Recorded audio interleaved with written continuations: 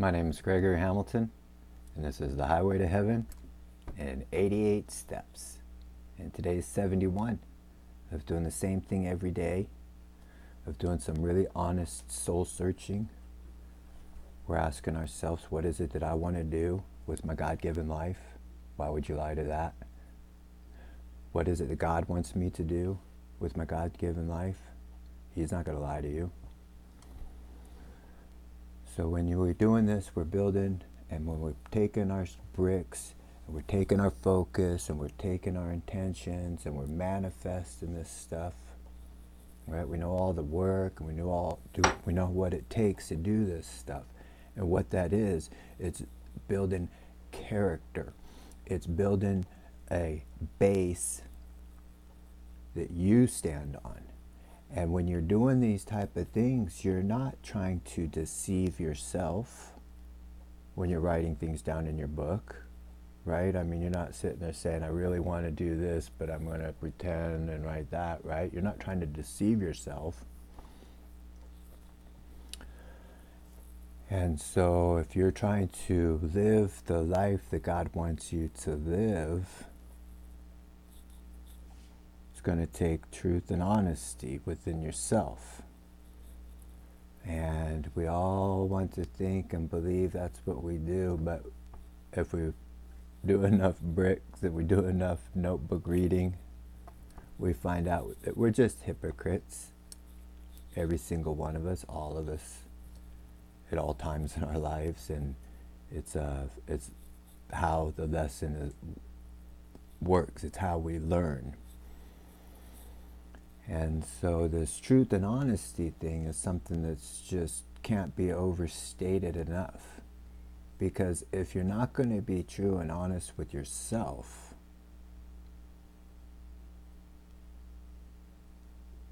I imagine it'd be very difficult to be truthful and honest with others when you're out on your highway. Let's just leave that as it is. I mean, there's enough said there, okay? But now let's take and mirror it and kind of bring it back on ourselves and see why stuff like this might be so important.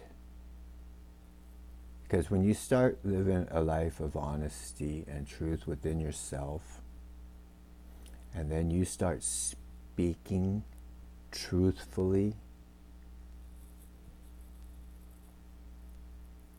okay, it can be hard, it can be difficult, it can be something others don't want to hear, but it builds character. And when you start to see that you have a focus and intentions with your life, you're being honest with your notebook, you're being honest with yourself, you're being honest with others, and you've done this for so long that you really have no fear of what you speak because it comes from a place of truth. You will be able to see how others speak. If you're solid and on your spot and you know what your intentions are within the conversation, it's very easy to hear what others say. You can see if it's spot on the subject, or is it a deflection? Is it a, so many times that what happens is that when we become hypocrites and we lie in our lives to ourselves or to others, it's usually because we just got embarrassed of something that we just did or said or have had in our past. Okay, so when that embarrassment happens, or when we get called out on it, or somebody asks us, or it's brought to our attention, so we get embarrassed, and the easiest way to do that is, it wasn't me, it wasn't me, it wasn't me, it wasn't me. It's easy to do that. And so it's very hard for some people that have not lived honestly, because none of us have. No one's perfect. You telling me you haven't accidentally on purposely. I didn't do it. Let's see if you can get through today without doing that. And I'm not judging. Like I say, this is a hypocrite world. I mean, we want to sit there and worry about everybody else's. But if we just are a hypocrite on ourselves, this will be the truth radar when you're out in the world. Others will be able to see it in you, and you'll be able to see it in others.